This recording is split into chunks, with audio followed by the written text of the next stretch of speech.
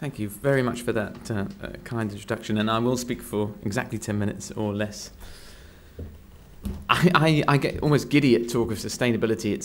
Sustainable development is arguably a kind of dustbin for contemporary world problems. There's no practical limits to sustainability, and we have a world with all kinds of terrible problems and all kinds of fantastic technologies, and it's all a bit much, and everything's everything else, and it's just a bit confusing. And I'm a kind of relatively simple person, actually, and I spent most of my career in the private sector. But for the last 10 years, I've been an executive of a charity called the Carbon Disclosure Project. And I think what's useful is to explain a little bit about the Carbon Disclosure Project and how we operate and why we are reasonably successful and well known around the world. Because it does touch directly on the issue of deforestation, which touches directly on the issue of palm oil. So, does anyone know what percentage of, does anyone know what radiative forcing is commonly? There you go, that's someone. Radiative forcing is the definition given to the problem of climate change that is the aggregate of all the different possible causes. So a lot of people will probably know, it was mentioned earlier, flying here, you burn fossil fuels coming out of the aeroplane, that generates CO2, that traps heat, but various other things also cause and trap heat, and deforestation is one of them. Does anyone know what percentage of anthropogenic or human-induced radiative forcing is generally thought to come from deforestation? And the figure I'm familiar with is about 20%, so something comparable to, for example, transport. So potentially all flights, all cars, all vehicles of all kinds, ships, equal to deforestation. That makes you think. When you think of the hubbub and the commotion around electric vehicles, Warren Buffett, the world's most successful investor, has not just put money into BYD, the Chinese electric car company, and made a fortune, but he also spent $30 billion recently buying a railroad. And if you want to move freight around the United States with as little energy as possible, railroad, all of that dwarfed by deforestation. So the problem of climate change, does anyone, have we ever had climate change before? Has the world's climate changed at all in the past? Any ideas?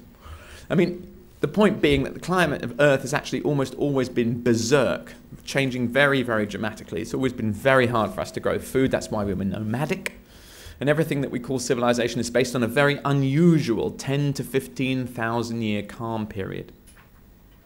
So we shouldn't worry at all about it getting a little bit warmer. We should worry about it going back to what it's normally like, where the climate of Earth is extremely changeable. And that's not something that we can readily consider. So the underlying structure, the global business system is basically running the world. Governments are declining in insignificance and role. The national government is completely outgunned by the global business system, which is integrated, very, very powerful, driven by money, and effectively runs everything else. The institutions of government have failed, but business is not yet aware of its role. It is not yet, it is like a child, a huge child that is incredibly strong and powerful, but is not yet aware of its role. And the only thing that can save corporations from climate change is collective action by corporations. The reason why governments can't reach any kind of agreement to stop the problem of climate change is because they are being lobbied by corporations, and corporations who see that their cash flows are being negatively interfered with by taxation and regulation of greenhouse gas emissions. They are dipping in their pockets and funding lobbying efforts which stop governments reaching agreement.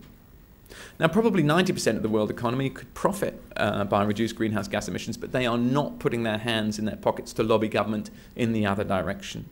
So we have an asymmetry in lobbying, so governments are powerless and there is no action being taken. And that actually is going to result in the most apocalyptic loss of life under most of the normal scenarios envisaged. Anywhere between 1 and 6 degrees centigrade rise by 2100 could see loss of life in the range of 100 million up to a couple of billion, frankly. But World War II all in was only 50 million. So let's just think for a moment about the scale of the catastrophe that we're facing and the fact that it is upon this generation to prevent the problem.